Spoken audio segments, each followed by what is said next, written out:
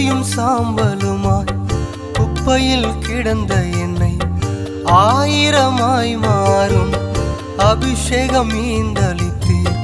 தூசியும் சாம்பலுமாய் குப்பையில் கிடந்த என்னை ஆயிரமாய் மாறும் அபிஷேகம் ஈந்தளித்தீர்.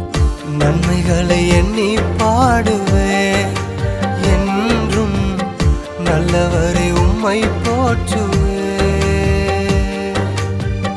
நன்மைகளை எண்ணி பாடுவேன் என்றும், நல்லவரை உம்மை போற்றுவேன்.